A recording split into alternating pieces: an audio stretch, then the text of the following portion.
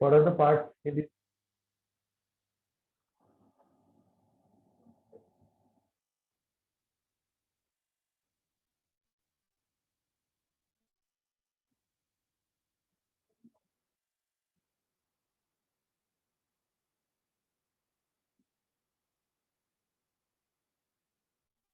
so see there are three parts in the ear: the external, the middle, and the inner ear. So what are the three parts? One is that the external ear, the other one for the middle ear, and the next one is for the inner ear. So there are three parts. So what are the parts in the external ear? The external ear is having parts called as the pinna, right? The first part is called as what? The pinna, and the second part is called as the auditory canal, right? So which are the parts? That is the first part is the pinna, and the second part is called as what? The auditory canal. So these are the two parts, the pinna and the auditory canal. And then which is the next part? The auditory canal is also called as the external auditory meatus, right? So you all know about the pinna, right? The pinna is ideally, in the olden times, the pinna was supposed to be vestigial. In the earlier times, the pinna was supposed to be vestigial. So this is the ear ka pinna. It was earlier thought to be vestigial, but technically it is not vestigial because it has got these grooves, and because of these grooves, it helps to collect the sound waves. So what's the function of this pinna? It's to collect the sound waves and focus them properly, right? It is to collect the sound waves and focusing the sound waves properly. So that's the function of the ear pinna. So some students used to say that the ear pinna is the external ear. Don't say like that. The external ear has got two parts. First part is the pinna, and do you know the auricle? I hope you know heart means there is an upper chamber, and the actual name of that is atria. It's not the auricle. The actual name is atria, but all of the ICC guys would know that when they had the circulatory system in time, they used to always call it auricle. The actual chamber of the heart is called atria and not auricle. But why they also called as auricles? Because they resemble the shape of the ear pinna. And this is the ear auricle. That's the auricle of the ear. So because the shape is of the auricle, because of the shape of the auricle, that's why the chamber of the heart is also known as the auricle.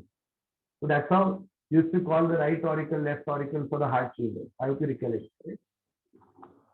Okay. So next part is what we have to understand. So this was the first part, that is for the external ear of the pinna. So it is technically not vestigial. So that we have cleared out. Then after that, there is an auditory canal. The auditory canal has got wax glands. Which are the glands there? They are known as the wax glands. So here we are seeing that the pinna, after the pinna, what do we have? We have the auditory canal or the external auditory meatus. And what is present in this, meatus are the wax glands. Medically, what are the wax glands called as? They are called as the ceruminous glands. What are these glands called as? They are called as the ceruminous glands. What are they known as? They are known as the ceruminous glands, and they make the ear wax. What do? They make the ear wax. The ear wax is called as cerumen. Right? What is the ear wax also called as? It is called as the cerumen.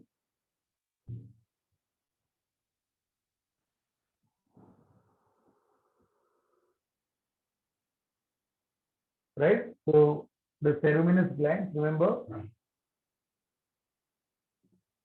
they are the wax glands and they make the ear wax, that is the cerumen. Yeah, clear this? Then, so where are these things? Everyone pay attention. So this is the diagram for the ear. This is the external ear, right? That is the pinna. The first part, this is the auditory canal, that is the external auditory meatus. And this has the ceruminous glands, we make wax. The wax basically, traps all the dirt and the dust particles. right? And it also helps in lubrication of the passage. Okay, and then we go to the middle ear. Then we move ahead to the middle ear. Now this is the table I've made. The middle ear has got two parts again. They have got the tympanic membrane, which is the first part, also known as, that's called as the tympanic membrane, and the second part is called as the ear ossicle. So one is the tympanic membrane. The tympanic membrane is also called as one the eardrum. Okay, what is the tympanic membrane also known as? It's known as the eardrum. And I hope you all remember when you were doing Kingdom Animalia, the amphibians and reptiles. The amphibians and reptiles, do they have the tympanic membrane? It's also called as tympanum. They have the tympanum. They have the tympanic membrane. That is, they have the eardrum, but they don't have the external ear. Right? This could have been asked in the NEET also. It's very important. Right? So they don't have external ear. See, amphibians and reptiles, you will never see the pinna. They only have the tympanum. They have the eardrum. And in the reptiles, the tympanum is depressed. That's why the reptiles cannot hear clearly. They have the tympanum, but it is depressed. So the hearing ability is very weak for them, for the reptiles. Okay.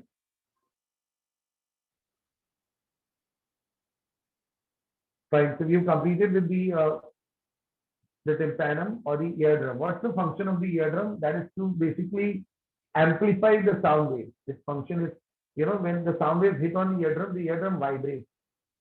The eardrum vibrates and it amplifies the sound wave. And now there's a very interesting thing here, guys. Now, as a doctor, I'll tell you that many patients, when they have the tonsils, or when they have the tonsillitis, or they have pharyngitis or laryngitis, people feel earache. Do you know ear pain is associated with throat problems? Right? Whenever you have got throat infection, you'll also get pain here. Have you observed? You get pain in the ears. You'll get like throbbing pain. So why is the pain? When you got throat infection, why the pain in the ears? That there's a logic to that. So what is the reason behind it is that all of you, can you all see this auditory tube? This auditory tube is going from the tympanum. It's going from the tympanum, that is the middle ear. It's connecting the middle ear to the pharynx. From where to where it is going, it is connecting the middle ear to the pharynx. So that's the function of the. It's going to connect who and who. It's going to connect the middle ear to the pharynx. And what is the function? You'll ask me, what is the function of this auditory tube? There are another name for the auditory tube. The other name for the auditory tube is also known as the eustachian tube. So what's the other name for the auditory tube also known as? The other name for the auditory tube is also known as the eustachian tube. Anyone has any other word, like where else we have the word eustachian? One more place, we have the word eustachian. In the heart, the wall. Very good, very good. We have the eustachian valve, right? It is the valve and the vena cava's wall, right? Very good. The inferior vena cava, or Yes, the inferior vena cava, is also called as the post cable. Very important MCQ for you. Right? So the valve at the opening of the post cable into the right atrium is the eustachian valve. That's the same name here, but it is the eustachian tube. And so I have seen many of my patients suffering from this eustachian tube infection, what we medically called as the eustachitis. Anywhere in biology you have the word itis, stands for inflammation. So eustachian tube inflammation is eustachitis, right? So there's a lot of pain, there's a lot of swelling, and so we have to give them some local applications as well as the antibiotics, and you have to basically take care of the throat. Okay, so you'll ask me what is the function? You'll ask me what is the function of this eustachian tube, right? It starts from the middle ear to the pharynx. What's the function? The function of this eustachian tube is to balance equal air pressure. It is to balance the equal air pressure on both sides of the eardrum. Right? What is the function? To balance or to keep an equal air pressure on the either sides of the eardrum. Its function is to maintain an equal air pressure on the either side of the eardrum. That is a function of what? The function of the eustachian tube.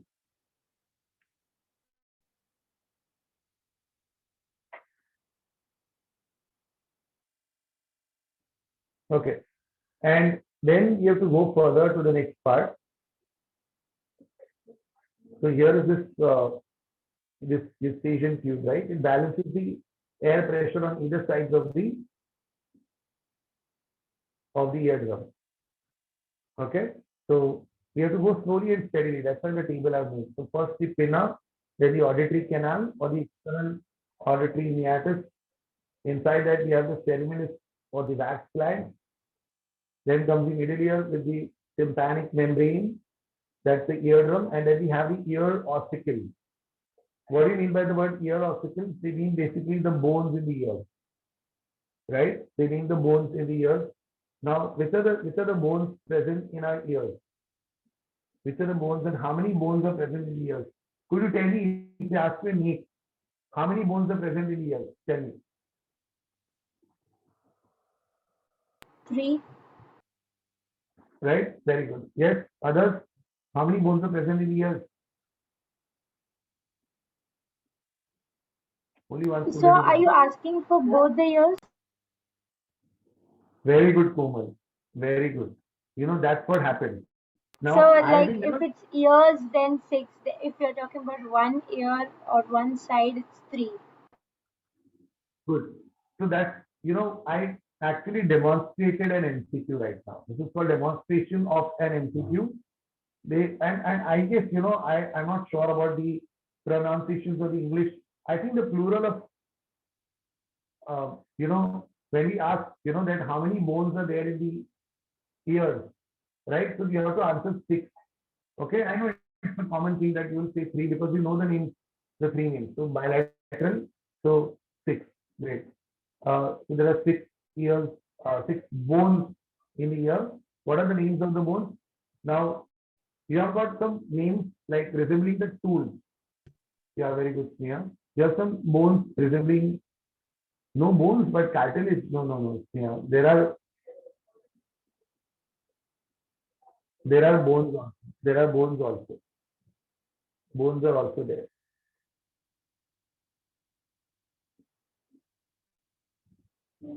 Okay. So which are the bones? Which are the names of these bones? No, the bones name are the hammer, anvil, and stirrup. What are the names? The hammer, anvil, and stirrup. Are they the actual names? No, they are not the actual names. The actual name is malleus, incus, and stapes. What are the bones called as? MIS, miss. Malleus, incus, stapes. Malleus, incus, stapes. This is the name actually. Malleus and incus and a stape. So then why are they called hammer, anvil, and stirrup? Anyone knows? Because they resemble the tools. They resemble the tools of the blacksmith or the ironsmith. And because they resemble the tools of the blacksmith or the ironsmith, that's the reason, they are called as the hammer, anvil, and the stirrup. What are they called as? The hammer, the anvil, and the stirrup. Okay. So let's, and there is one very important MCQ I would like to share here. Is that, you have done the skeleton chapter. So, you know by now that the adults have got 206 bones in the human body. And could you tell me which is the smallest bone? Stapes. Very good. Stapes, but actually you should call it stirrup because malleus, incus, stapes, they are the names because of the shape. The actual is hammer. Yeah. Yes, very good.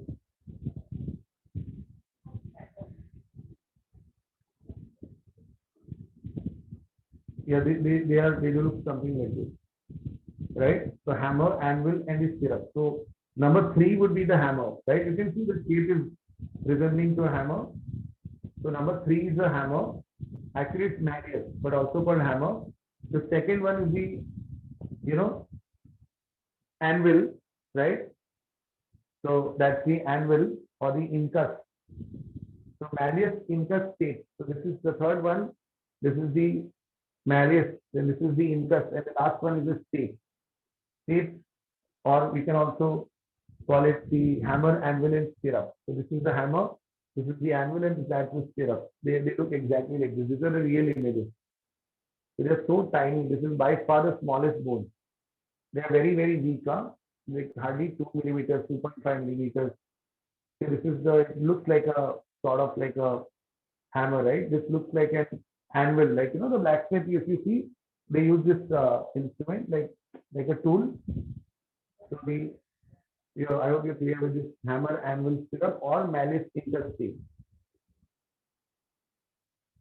And these ear operations, you know, ear surgeries are very minute, microscopic, because slight injury and the bone may be permanently injured.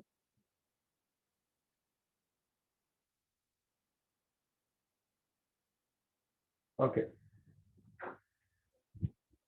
Okay. So this is was this we explained. Now there are 6 bones. Now the inner ear. Now the inner ear was really confusing, because for undergraduate level, like 12th standard students, for inner ear, it's not detail में, you know, for even for NEET, you know, it is, if you read the NCRT or if you read the government textbook, you'll be confused. Sir, my God, this inner ear, we didn't understand, like, where is this part? You'll see all the names in the paragraph, but you'll be confused, like, where is this part? How is the part aligned? How are they actually present? So I try to make this huge table, like, you know, for the inner ear. So the inner ear has got basically, you know, now please focus on, the inner ear has basically 2 parts. So see, we are through with all these things. We are through with these things. That is the auricle, the auditory canal, the tympanum or the eardrum, then the hammer, the anvil, and the stirrup. That is Malleus, incus, stake, right? And then we have to go at the eustachian tube also. So now we go to the inner ear. The details of the inner ear, we will do that. Now the first part, now I will share this. I hope you have received my notes. Some of my notes I sent to ma'am. You got that, right? So now we have got the 2 parts. There is the labyrinth and the vestibular apparatus. Now there are 2 parts here. One is the labyrinth, and the second part is the vestibular apparatus. Now in the labyrinth, now you have to pay attention. Huh?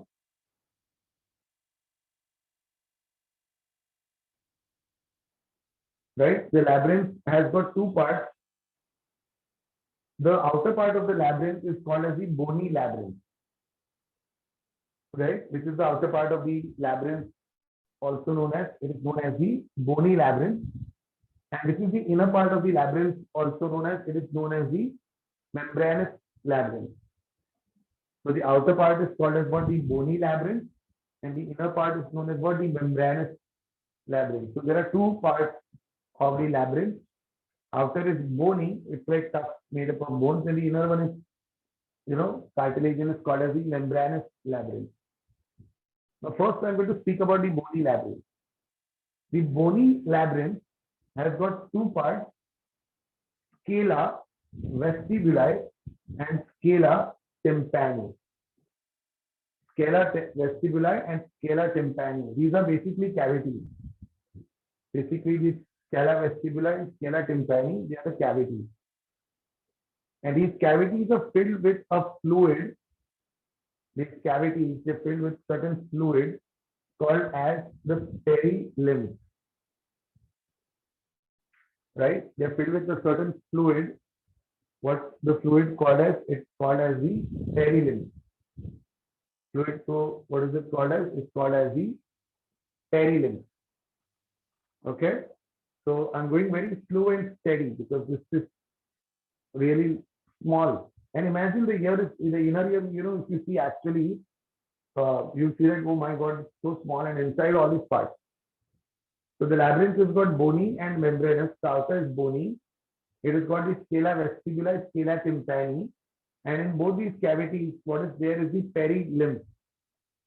I will show you the diagrams. See, that's why I like these diagrams. So you will see that here you can't see anything. That's why you have to go in detail. See, if you go in details of this,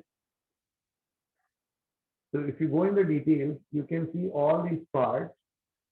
Can you all see the scala vestibuli? See, just observe where my spotlight is. This is the outer part, right? The outer part is bony. Can you see the bone here? Can you see the bone? We are inside the bone. So the outer is bony. So the three parts are the bony labyrinth, the outer part of the bony labyrinth. So what are the parts to the bony labyrinth? You can see this is the scala vestibuli, or called as the vestibular canal, and this is the scala tympani, also known as the tympanic canal. And what's present in the scala vestibuli and scala tympani? So inside the scala vestibuli and inside the scala tympani, right? What is present is the perilymph, right? What is present here is the perilymph. Okay, you can see the fluid also inside it, right? That's the perilymph. Okay, and now we move ahead to the next part. Now we move ahead to the next part. That is the inner part, which is called as the membranous labyrinth. Right? The inner one is known as what? The inner one is known as the membranous labyrinth. So the membranous labyrinth has got, again, they have got three parts. Which are the three parts of the membranous labyrinth? The three parts are Reissner's membrane.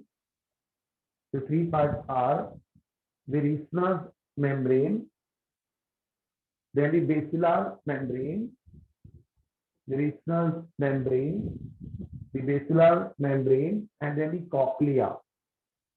Right? I try to put it exactly where they are, and you'll understand. If any one of you tries to read the NCERT or the government textbook, and you at the end of the day, by reading the paras, you'll say, oh my God, there is what we don't know. So this will help you out. This labyrinth inner is the membranous labyrinth. There are three parts: Reissner's membrane, basilar membrane, and the cochlea.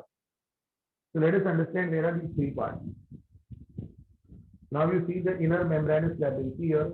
I hope you all can see very clearly the basilar membrane. Are you able to see the pink one? That's the basilar membrane, right? So this particular part is the basilar membrane.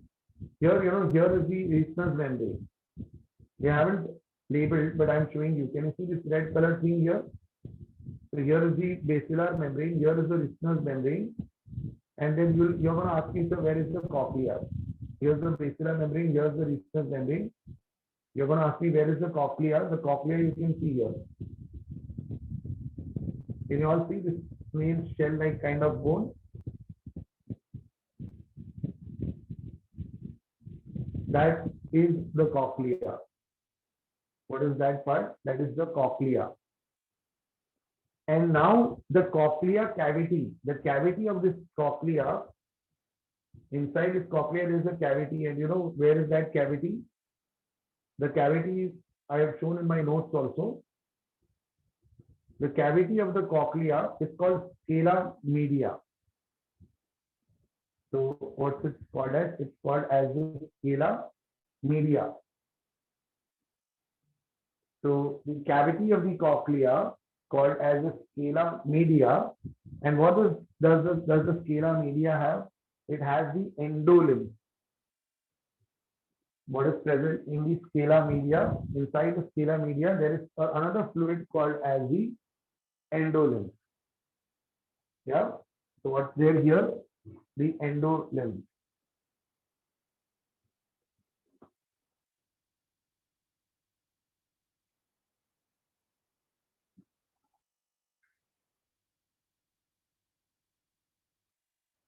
Okay. So there is, what is present is the endolymph.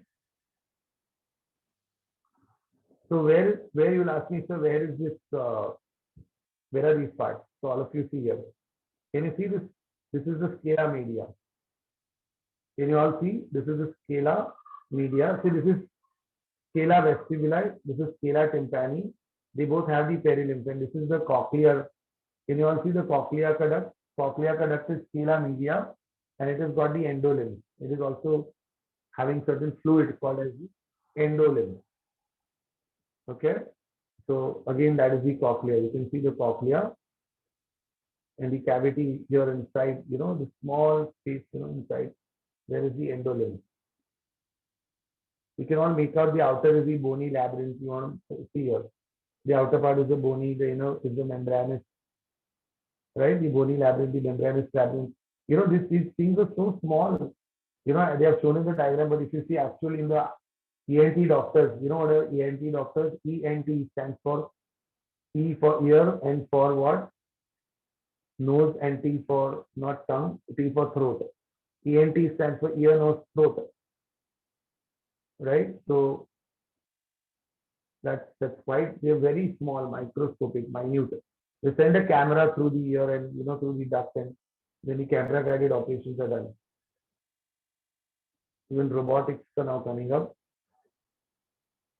Okay, so the membranous labyrinth has got Reissner's membrane, they have got the basilar membrane, they have got the cochlea, right?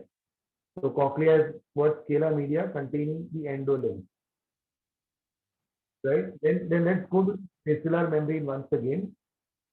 The basilar membrane, on top of the basilar membrane, there are some columnar epithelial cells. On top of the basilar membrane are some columnar epithelium cells.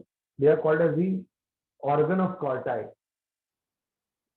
Right? Where is the organ of Corti? It is labeled also. See here. Can you all see the organ of Corti? So here, this is the organ of Corti, the blue thing. Can you all see the blue thing? That is the organ of Corti. Right? What is it called as? It is called as the organ of Corti. Okay, what is it called as? It is called as the organ of Corti. These are the columnar epithelial cells. Right? The columnar epithelial cells are known as what? They are known as the organ of Corti. Yeah, very good. Arya. Ear, nose, throat.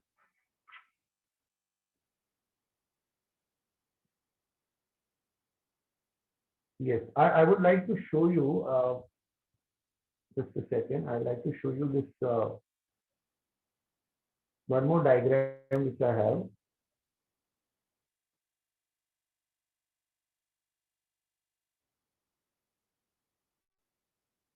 I can later on show you the actual ear ka pictures also. How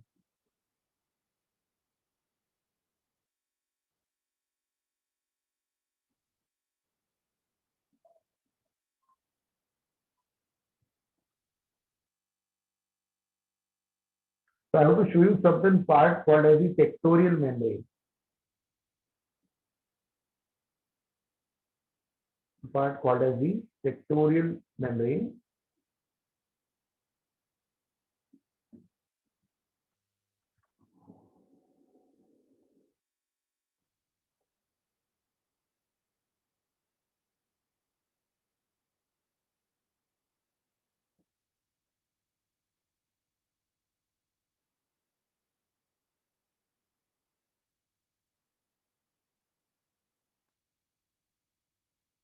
Yeah. So here you see on the organ of Corti, on the organ of the Corti, right? The organ of Corti is what? It is made up of the organ of Corti. You can see this organ of Corti, the blue one, and above that, just above or on one side, you can see here. Can you see this yellow thing? I'll just focus. I'll zoom in. So now I think because of the zoomed in thing, everyone is clearly seeing. So guys, this pink one, now just look at my spotlight. This is the basilar membrane. This is the Reissner's membrane, right? And this is the cochlear cavity called scala media. Here in both these cavities, there is a perilymph. Inside this cavity is the endolymph. What is this blue thing? That is the organ of Corti. It is made up of what? The columnar epithelial cells, right? Just almost touching the organ of Corti. Can you see this membrane? This one where my spotlight is. This is called as a tectorial membrane. What is it called as? Tectorial membrane, which is further connected backwards to the auditory nerve. It is further connected backwards to the auditory nerve. Can you see the auditory nerve? And the auditory nerve is a sensory nerve which goes to the hearing area of the brain. It is going to the hearing area of the brain. Anyone knows which is the hearing area of the brain?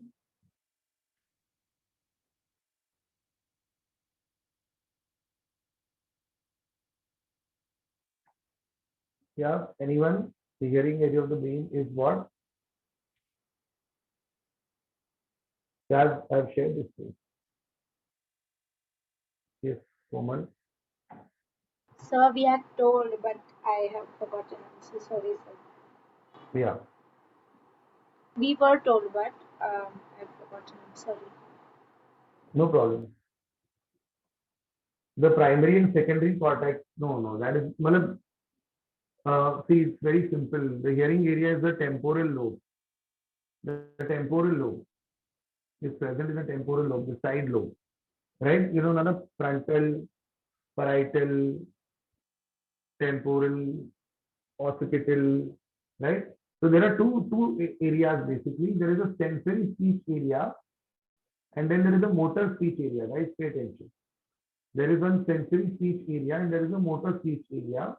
And you know, this is super amazing actually if you take it in this way, you know, that these two areas, you know, they are basically for speech.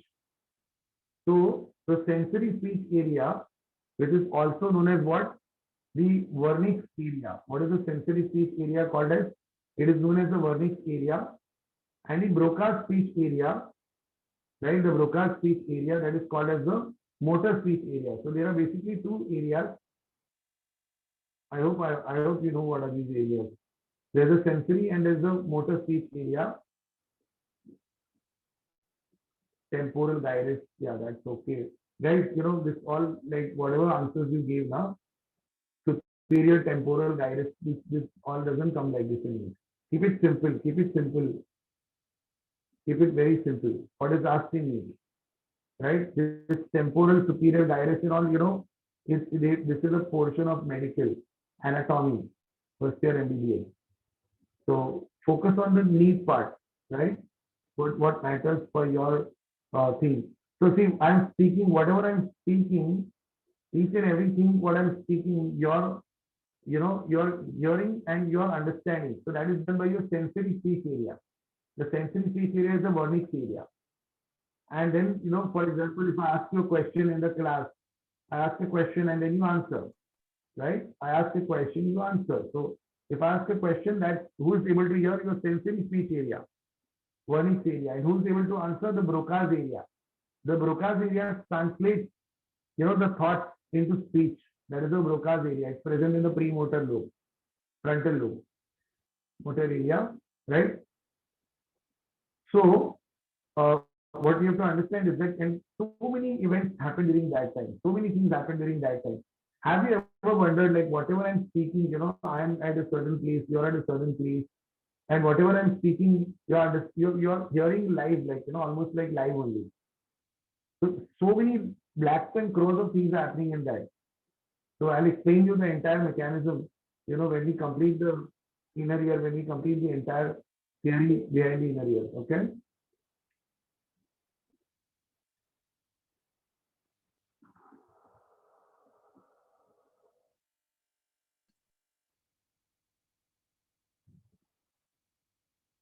So guys, just pay attention. So where was I? Yeah, I was on my notes, right?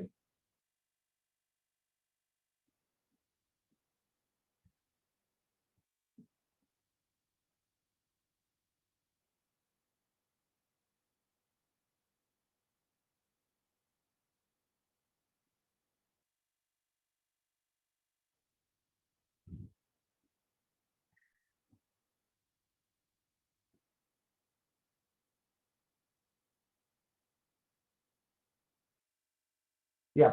So we have done the inner ear. The inner ear, we have done the labyrinth part. Basically, labyrinth is bony, and the bony is scala, vestibular, tympanic with the perilymph, and the membranous has got retinas membrane, basilar membrane, and cochlea. Right? Okay. So you understood the structure. Now the vestibular apparatus. The vestibular apparatus has got three semicircular canals. The vestibular, now the second part of the inner ear is the semicircular canal. How many semicircular canals are there? They have three semicircular canals at right angles to each other. So there are three semicircular canals at right angles to each other. Where are they? Here are they. Can you all see that there are these three semicircular canals like 1, 2, and 3. They are at right angles to each other. Right? They are present at what? Right angles to each other. These three semicircular canals. And the semicircular canals, the base, they have swollen bases. You can see here. Can you see the bases of swollen? And the swollen basis, it is called ampulla. You can see the ampulla. Okay. Can you all make out the ampulla? The swollen basis. This is ampulla, this is ampulla, this is ampulla. Right? So these are the ampulla of the semicircular canal. So the ampulla of the semicircular canal. Right? And that ampulla has a tip. The tip of the ampulla is called as the crista ampullaris. You must have heard the word cristae. Where you have heard the word cristae? Let's see, 11th standard cristae. Folds of mitochondria. Yaad hai? Cristae. Anyway, so here the semicircular canals, the base is ampulla, and the tip of the ampullas are called crista ampullaris. What are they known as? They are known as the cristae ampullaris. And then the second part, vestibular apparatus, the second part is called as an otolith organ. Do you understand? It's such a lot of like a messy thing, but I'll try to properly organize the otolith organ. And the otolith organ has two parts called as saccule and utricule. Now you'll say, where is this saccule? Can you see this saccule? It's like kind of like a sac. So saccule and this is the utricule. The saccule and utricule. These are the two parts of the saccule and utricule. These are part of the otolith organ. So these are the two parts of which organs? The otolith organs, that is the saccule and the utricule.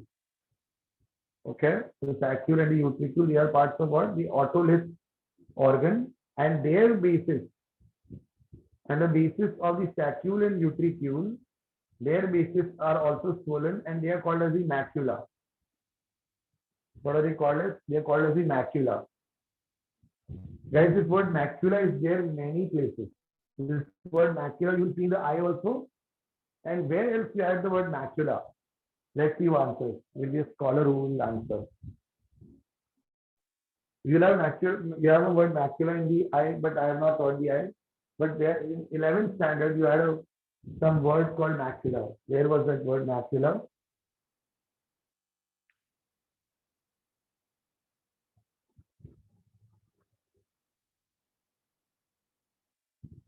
No?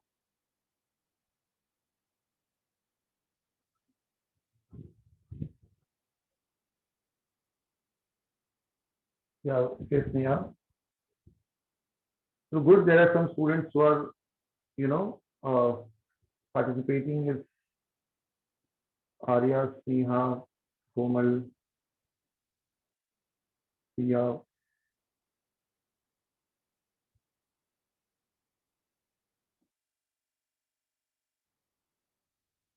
Yeah.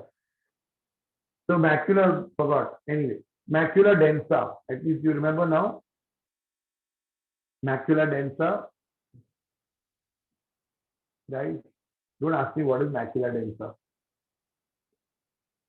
Macula densa are those selected cells of the DCT, distal convoluted tubule, which are in contact with the juxtaglomerular cells of the afferent arteriole. And together, there's another cell there called Lassus cell. And together they form the juxtaglomerular apparatus, which secretes renin. Long time no see. Forgot? So anyway.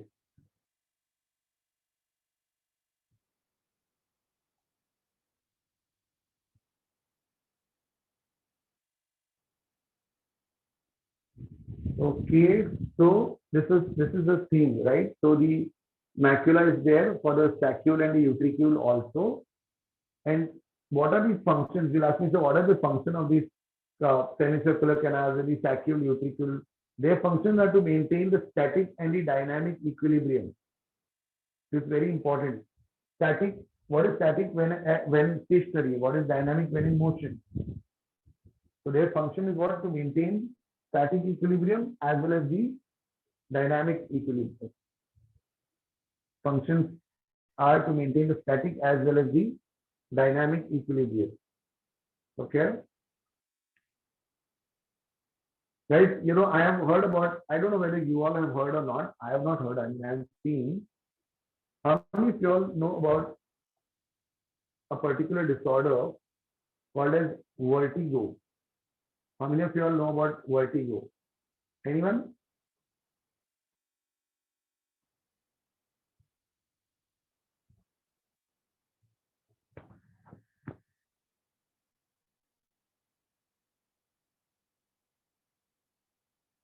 No? Vertigo is a disorder in which, like, the entire room will swell. Like that is because of the imbalance in the air fluid. So if there's an imbalance in the saccule and utricule, our balance goes, right? The fluid imbalance in the saccule and utricule that causes the entire room to swell. You can't even open your eyes. We give the tablets like Vertin and lots of drugs, full of medicine we have to prescribe. Yeah, yes, right, Himanshu.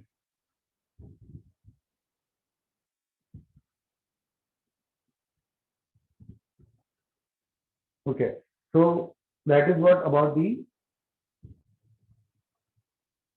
that's for the equilibrium. So equilibrium is so this is the entire year, guys. I will just summarize very very quickly.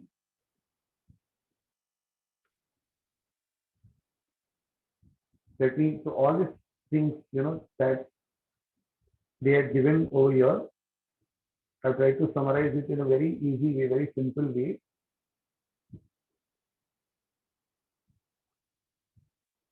Yeah. And you know what, guys? You have this word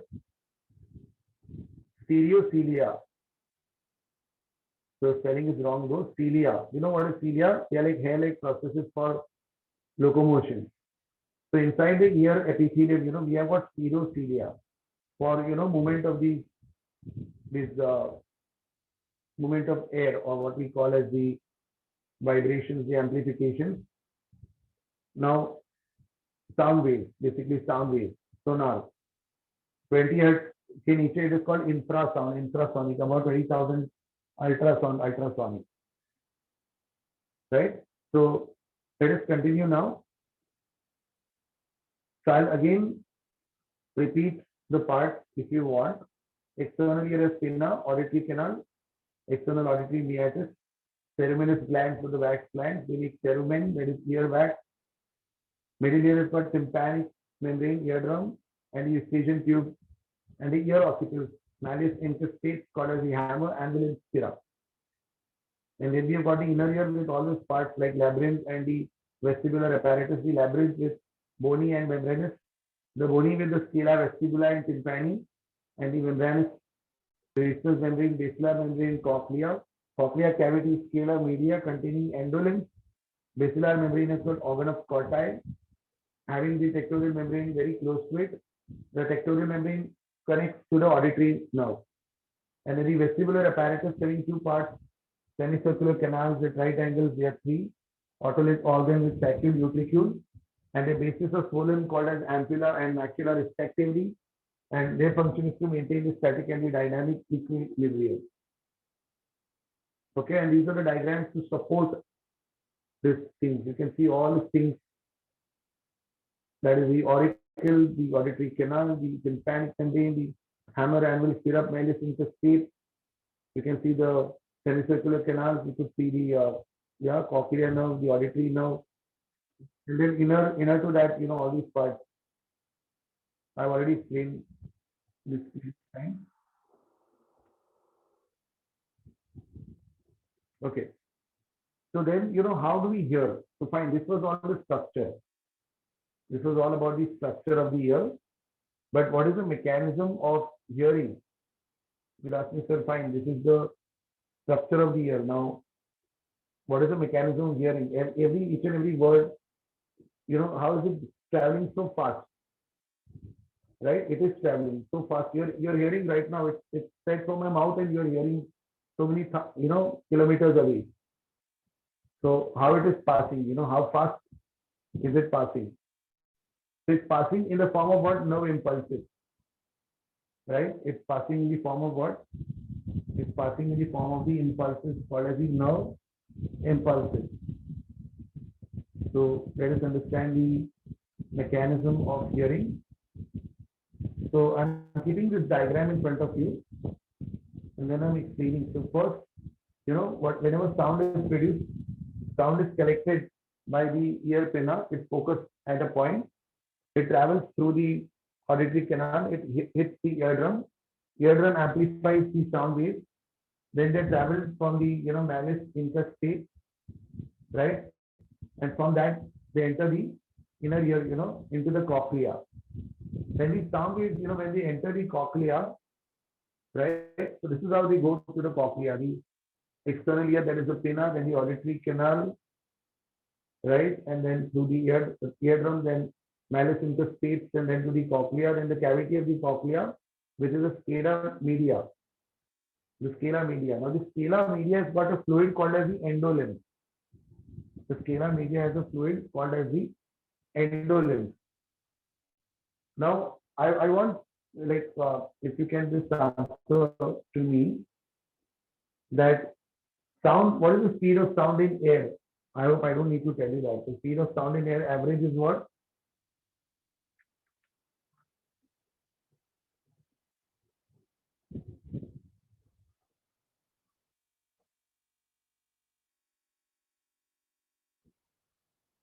No one knows?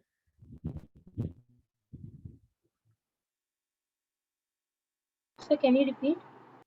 The speed of sound in air. What is the speed of sound in the air?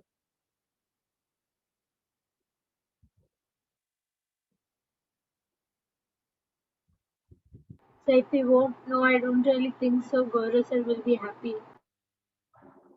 Yeah, will be If we happy. won't know, I really think so. Gaurav sir will be happy.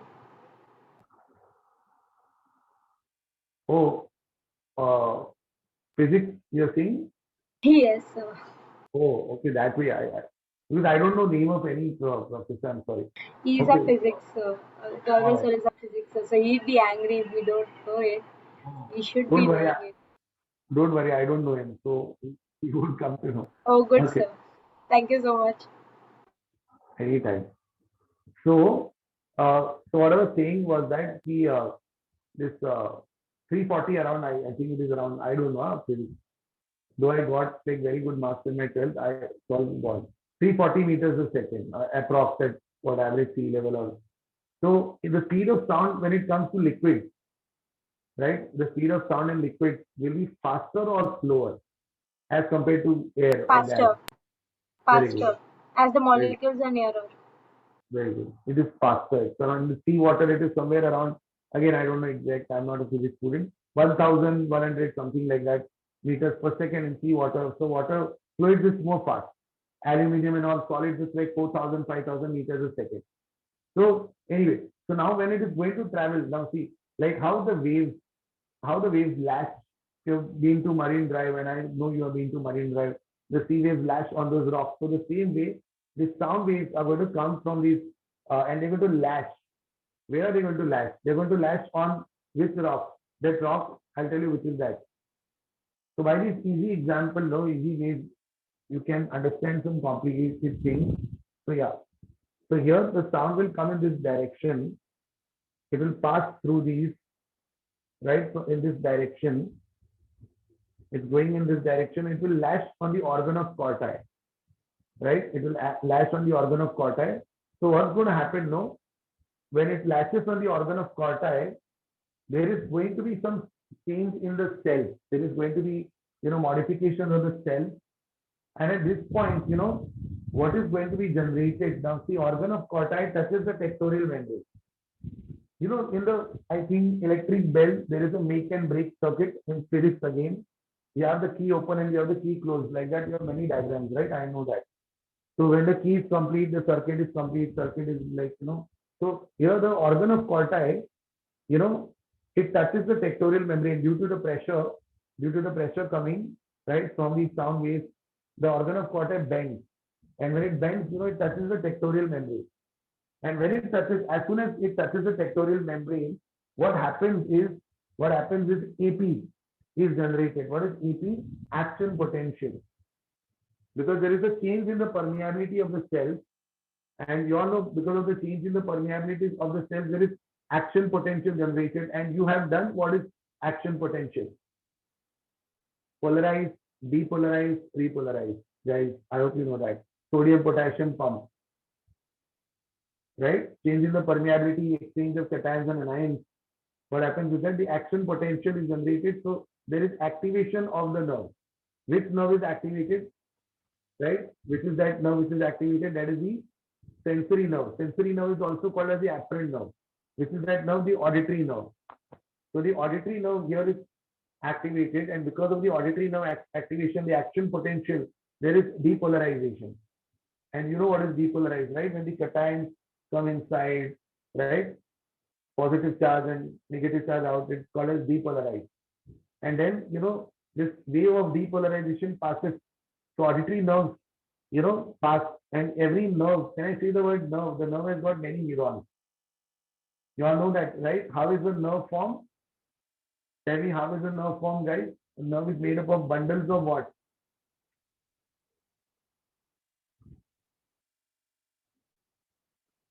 Bundles of axons of the neuron. A nerve is formed by bundles of axons of the neuron. So what we are going to do is that this auditory nerve containing many neurons, thousands of neurons, right? The auditory nerve is going to have many hundreds of sensory neurons. They will pass, like passing the parcel, and I hope the message goes from one neuron to the other neuron. What is that message called as? It passes and jumps across the synapse, right? What is a synapse? Basically, it's not a gap, it's a junction between two neurons. And there are two types of synapses, electrical synapses and chemical synapses. For chemical synapses, you require neurotransmitters. For electrical synapses, you do not require neurotransmitters. They are more fast. So the messages are going to go that by which method? This method, come on, it has to be very fast.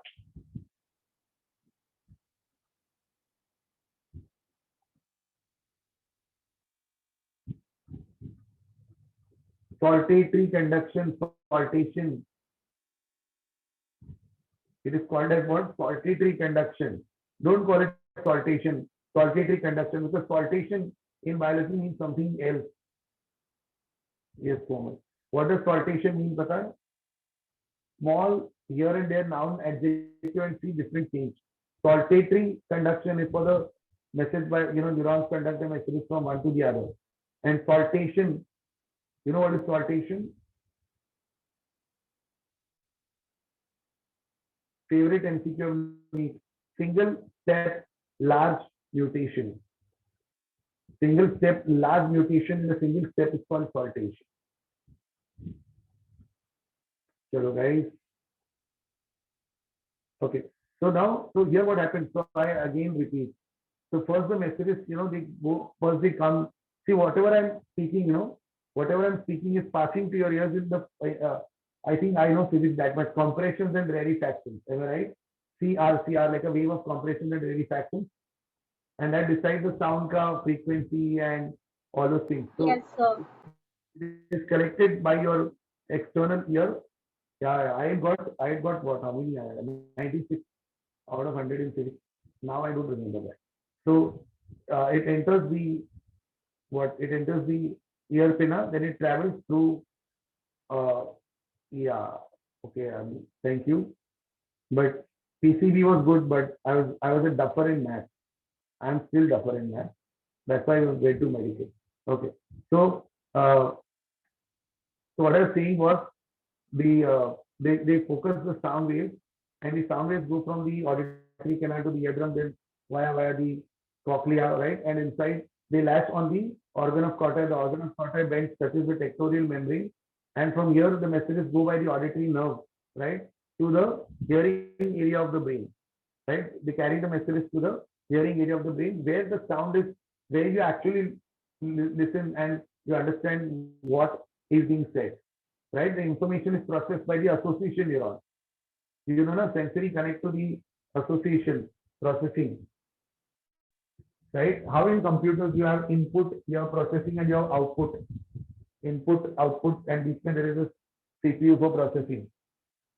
So the same way. Okay, so the message is carried by the auditory nerve to where? To the hearing area of the brain, where we actually understand and listen and we understand, and then based on that we give the response, right? And the response is called as a motor response. So the auditory area of the brain decodes the sound to actually understand what we are saying.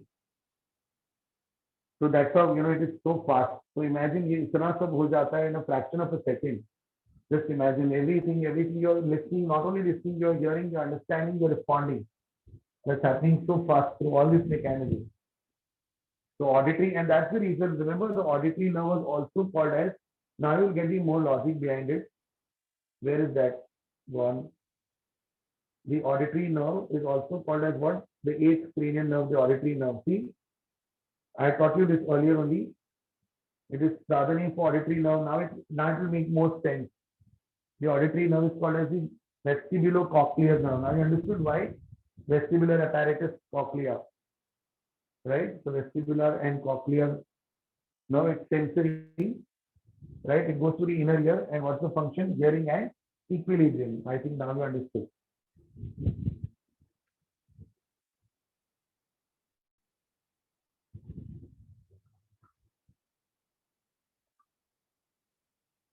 Anyone has anything to ask me, please go ahead.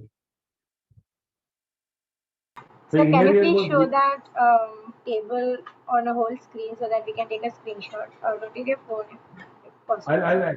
I'm actually going to forward it to Oh wow, so great. That would be great, sir. welcome. I forwarded my earlier notes also. Yes, sir. But this is like the photo, so I thought you wouldn't. Thank you so much, sir. Thank you. Welcome.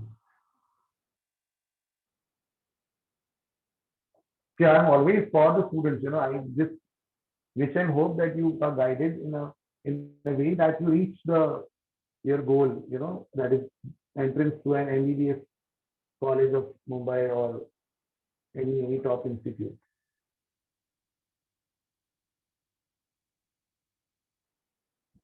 Be NEET oriented as of now. It's all I can say. Be NEET oriented, right? Boards obviously that will be taken care of. There's nothing difficult in boards. Obviously, this simple question bank I also can give you all the IMPs and that's it.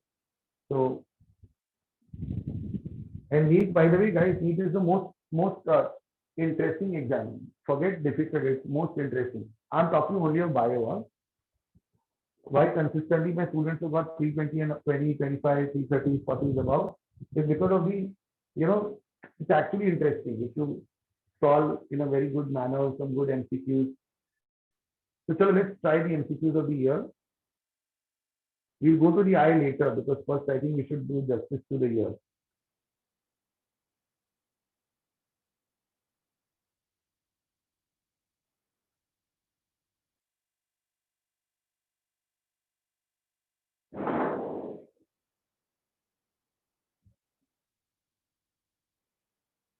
I'm going to my own that favorite book.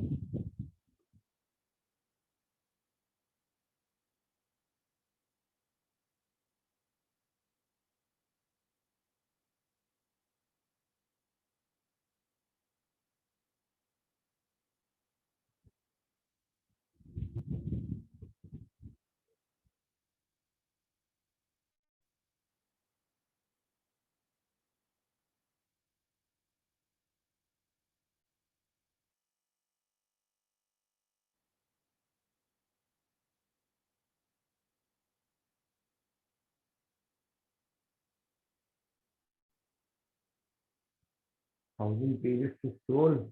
It's a lot of time.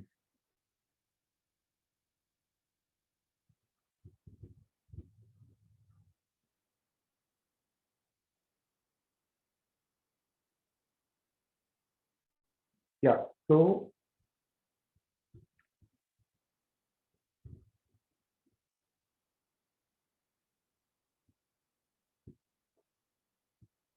yeah, so the external ear, we just see, so ear is also known as what, a statoacoustic organ for MCQ, statoacoustic. And which energy is changed into which energy? Mechanical energy, right? Sound wave, sound energy is converted into the, basically sound energy is mechanical energy, is converted into the electric energy, the impulses. So now we understand why some people are deaf and, why we say they are deaf, because of their auditory nerve. The auditory nerve is permanently damaged. So whatever we are seeing, they are actually, the nerve is not able to pass the message to your auditory area of the brain. That's why they can't listen. And some are able to listen because of these hearing aids.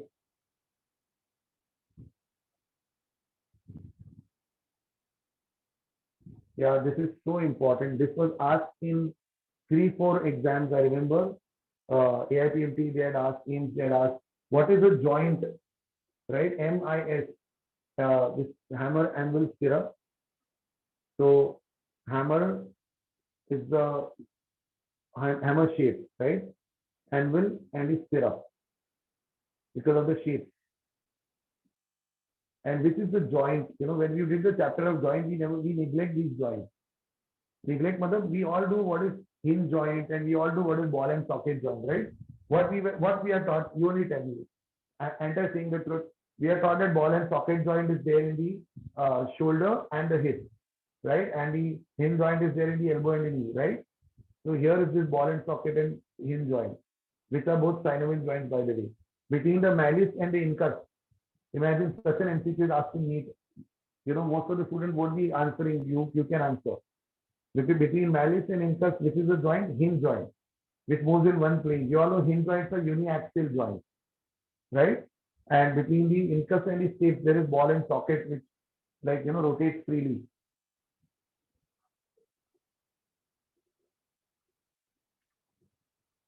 So do something which others are not doing.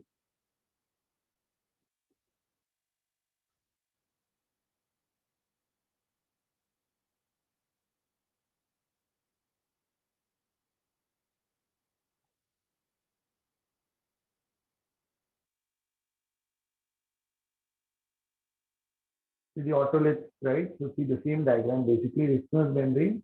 Yeah, remember the Rischner's membrane was not labeled here, but I told you, see here, this is the Rischner's membrane.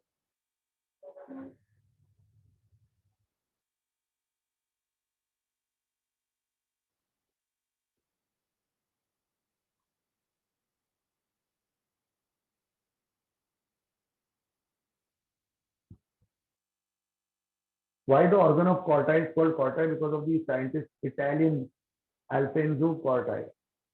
Italian anatomist like the anatomy expert, Corti, Alfonso Corti, who won the Nobel Prize for his work on ear, won Desky. Don't worry, won't come. Here. So basically, utriculus, yeah, see, nowhere this information is given. Cochlea is for hearing, that we know that. Organ of Corti, remember the tectorial membrane. Semicircular canals are basically for dynamic equilibrium. Semicircular canals में ना macula, macula, crista, therefore dynamic equilibrium, and the otolith organ, that is stachyle and utricule, उसके पास macula है, that is for the static equilibrium.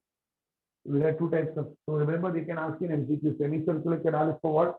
Don't, and they will give you, what options they will give.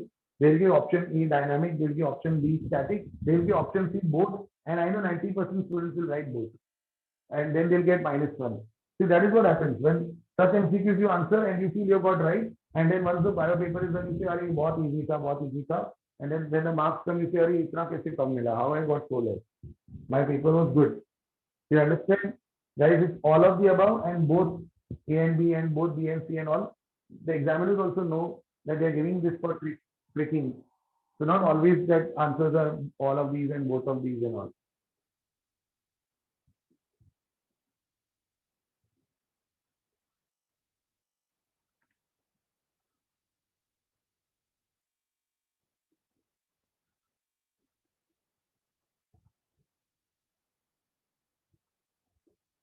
Okay, guys. So this is how it flows. Just pay attention.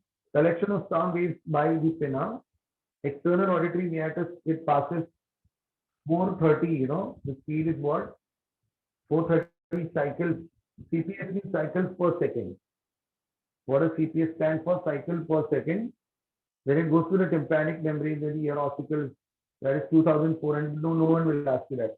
Then from the fenestrate, let's forget it, scala vestibuli, then remember isthmus membrane, scala media, rather, it goes and latches on the organ of corta and tectorial membrane, and then from there to the auditory nerve, then the action potential is generated, and then to the auditory cortex, cerebral cortex. Human ears can hear between a frequency of 500 to 5,000, actually 20 to 20,000, but not that much.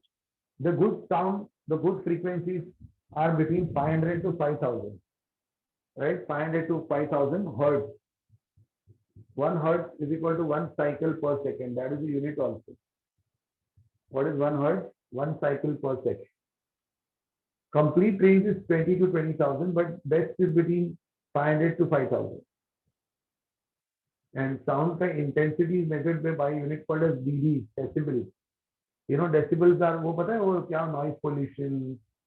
There's something called as a silent zone, which is near the universities and hospitals and courts. Right? So nobody will ask you but this is very important. Noise stops at 90 or more. Yeah, it causes temporary deafness. Above 90 decibels, it causes temporary deafness. And beyond, uncomfortable is becomes beyond 120 decibels. Non-stop noise above 90 can cause temporary deafness. 120 ke upar it can cause great uncomfort, and beyond 160 it can cause rupturing of the eardrum. It can cause the rupturing of the eardrum. I have actually seen the ruptured eardrums, guys. I'm not feeling proud to say that, but we have actually seen the ruptured eardrums, right? So when and how I feel very sorry to see also. During my own medical college juniors, were in that train which bomb blast, right? So, and they were saved, luckily they were saved, but the eardrums had got ruptured. I had seen those ruptures myself. So this beyond a certain intensity, right? There's this 160 and above, 120 and above DJ. You all don't be like DJs. If you go to that DJ ka padasa, you have a what the loudspeaker is there, and if you go close to that, your heart actually pumps like Yes, sir. Yes. Have you tried that? Have you tried Yes, going to sir. that? Yes, sir. Everybody does it once in life. It is horrible, but you can't stay there for long. Huh? If you stay there for long, It becomes frustrating. So yeah, that ruptured eardrum can be fixed? No, that won't rupture the eardrum. 160 के ऊपर नहीं होता वो. It's not allowed also. No, sir. I'm talking about the ruptured eardrum. That if anybody experiences eardrum rupture, can that be fixed? So can that be fixed? Yes, it can be fixed. But total rupture can't be fixed. But if there are holes, like little holes in the eardrum, then that can be fixed. Total rupture के लिए तो then they will have to use the hearing aid. Oh yes, sir. Okay. Surgeries are also there nowadays. Cosmetic surgeries have become so much that you can actually implant a cosmetic eardrum.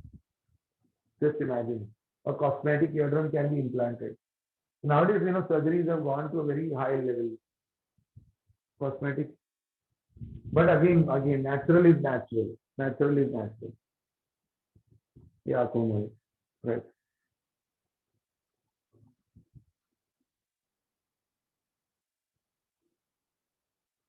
So equilibrium, right? Sound becomes painful above 140, right? I hope when you're not studying, your mommy is shouting on you. Isn't that painful? Okay. So 140. That is not 140. Static and linear acceleration, that's okay. Dynamics वगैरह ठीक है. Yeah, see the diseases of the ears. Labyrinthine disease is inner ear ka disease. Loss, Meniere's disease is loss of hearing due to some defect in the cochlea. If there is any defect in the cochlea, hearing is lost. Meniere's disease. Yeah, ये तो कितना common है. This is like everyone has this. Haven't you all got ear pain? Like ear mein pain. You say, no, wax is there. I haven't cleaned my ears. You know, the ear cleaning is there. Actually, they spray. It's like kind of a small pitchkari they do in the ear canal to clean it. You know, this happens mostly in otitis. Otitis media is acute infection of the middle ear, very common. Then I told you this, remember, eustachitis. Inflammation of tympanic membrane is called eardrum, like tympanitis or myringitis. Something rare. Tympanitis or myringitis. If they ask, like, if they have to ask like a very tough MCQ, right? I may ask like this: inflammation of eardrum is called as dash. Then I'll give options like tympanitis and myringitis and both. You know, so then this would be confusing even more because students won't know myringitis. They will know tympanum is eardrum, so tympanitis. Ear pain is simply called as what? Otalgia. Anywhere you have the word algia stands for pain. So otalgia is the ear pain. Ear pain is called as what? It is called as the what is known as? It's known as the otalgia. So ear pain is known as what? Otalgia.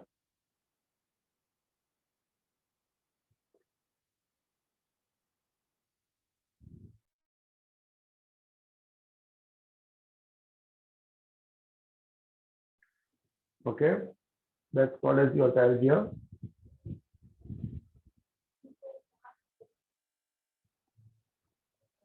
Yes. Let's solve certain MCQs today so that we'll cover the ear now. So Thursday's lecture will do the eye. Eye may there is like eye is less complicated. The good thing of the eye was that 10th standard you all had eyes. Those of you all, I'm sure many of you all were from ICC, weren't you? So you had the eye in such a lot of details with all these activities and experiments. Remember that Korsa book तुम्हारा concise Selena publication. I was there much in detail. Ear was not there that much in detail.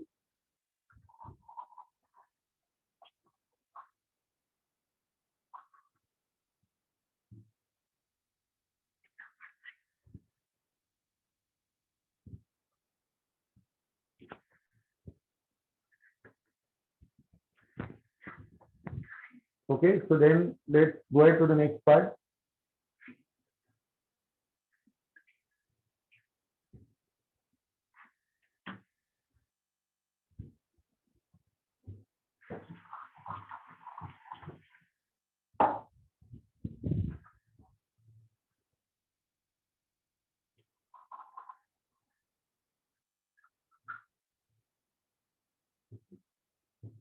Okay, guys. So I hope today many students will answer. Right. So the first one, MCQ number 3, guys. I know it's little tricky and challenging, but come on, you can solve. NCERT MCQ number 3.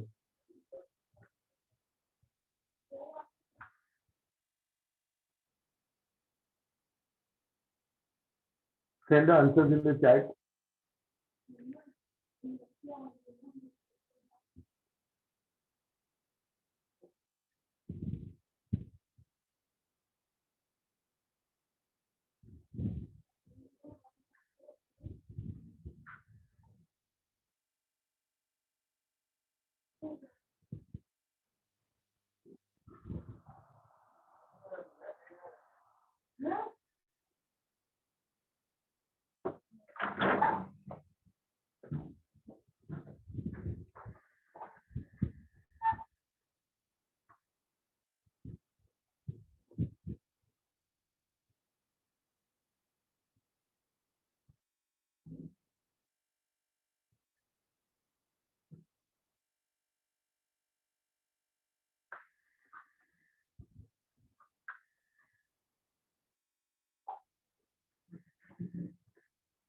Anyone answered? Only 2 students. Let me see what you all have answered. Flagging. Neha, yes. Are you all able to see?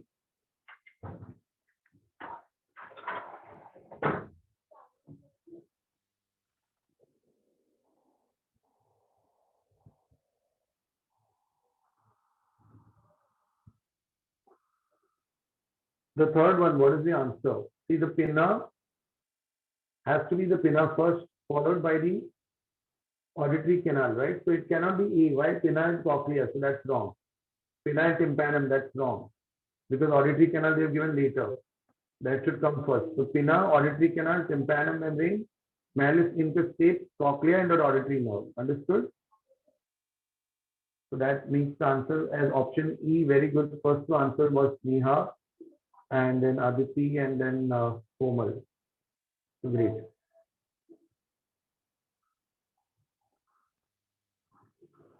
Yes. Next one. I am sure you could try the sixth one.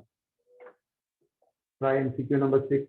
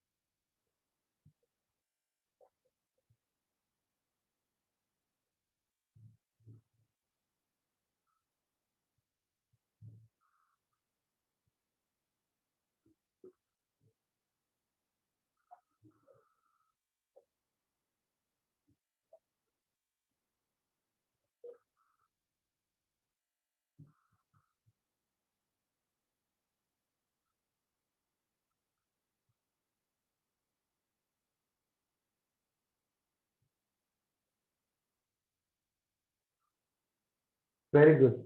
Yes, Komal, right. 6 is C.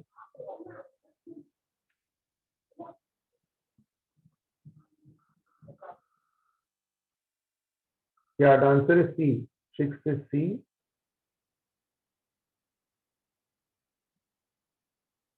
Yeah, 7th is E. Very good. But we did not ask 7, 6th one. 7 is easy, fine.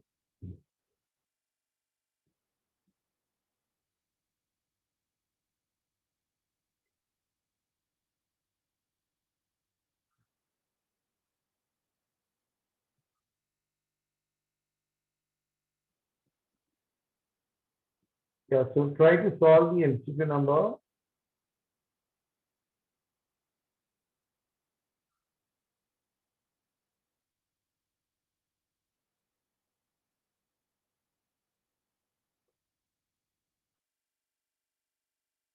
20.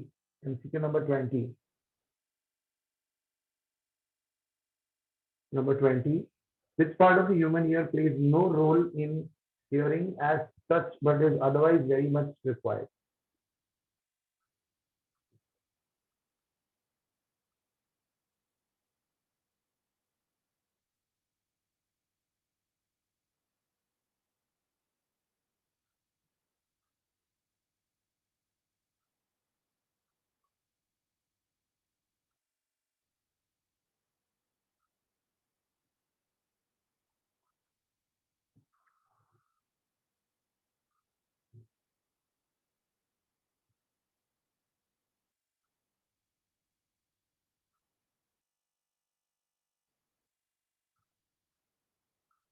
Yeah, what would be the answer? No, it is C, or why the answer is C? Because which of the following is a balancing organ? They have said 2 questions. Or which is a balancing organ? So balancing organ has to be vestibular apparatus, right? With the saccule, utricule, and otolith. So eustachian tube has a role in hearing. Why eustachian tube has a role in hearing? Because it balances the equal air pressure on either side of the eardrum, without which the hearing won't be possible. So it has direct connection with hearing.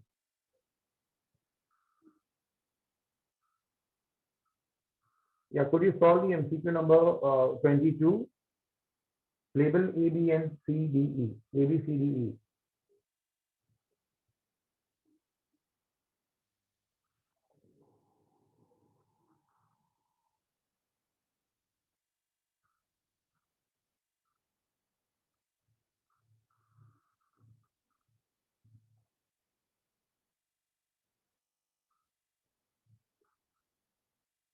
Yeah, please solve 22. See, A, B, and C are very easy.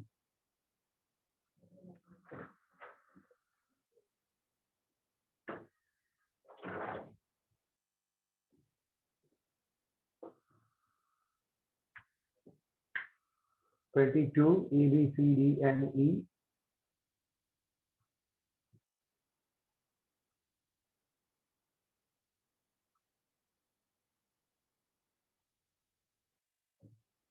Yeah, very good. No one else is answering except certain students. See, A has to be scala vestibuli, B has to be scala media, C has to be scala tympani. E has to be the Riesner's membrane, right? E has to and D has to be the basilar membrane, right? So answer has to be option B, right? What is the answer? Option B, scala. No, sorry. It has to be option D, scala vestibuli, media tympani, and basilar and Riesner's. Option D, correct? Got it, everyone? Option D. Could you try MCQ number 24? MCQ number 24. A person going up to like 10,000 feet in a hot air balloon may develop severe pain in the ear due to blocked eustachian tube, rupture of fenestra rotunda, or endolimbs getting into semicircular, or fear of weight height. Basically, what's the reason for that ear pain?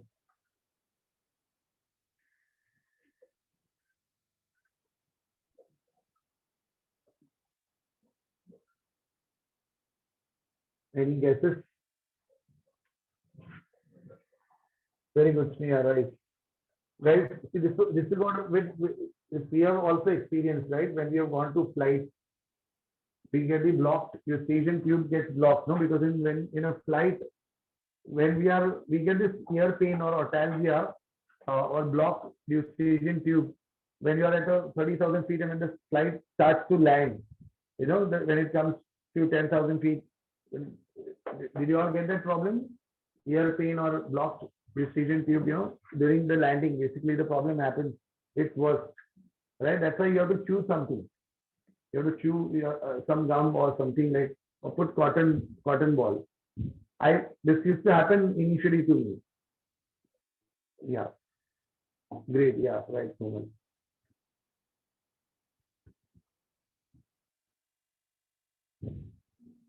Okay, so great.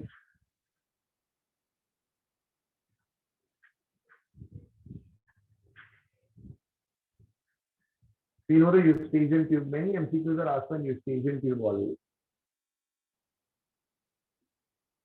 So which is that membranous structure separating the scala vestibuli and scala tympani? What would be that membranous structure separating the scala vestibuli and scala tympani?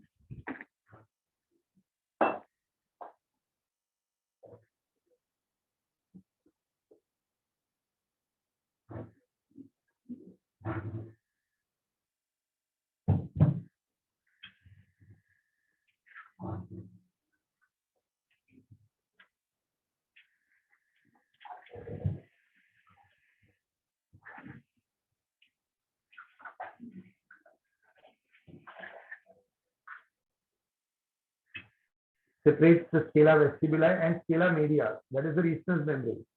Scala vestibuli and scala media separated by Riesner's membrane. Basilar membrane will separate the scalar media with scalar tympani. That will be the basilar membrane. Okay, so fine guys, time's up, and we've done a lot today, right? I hope you have understood everything. That's great. Some of you all have participated well. Little part of here, some 2-3 things more I have to tell you. Little things in the year I have to tell you still, and then next time we'll be going to the eye part. We'll just finish with the ear part little bit, and then we'll go to the eye part, right, in the next lecture. Yeah, thank you so much, guys, and please revise everything. I'll see you on Thursday. Okay. Take care. Bye bye. Good night. Yeah, I'll send the pic. Don't worry. I'll send the pic. Sure. Most. Welcome. Bye bye. Bye everybody.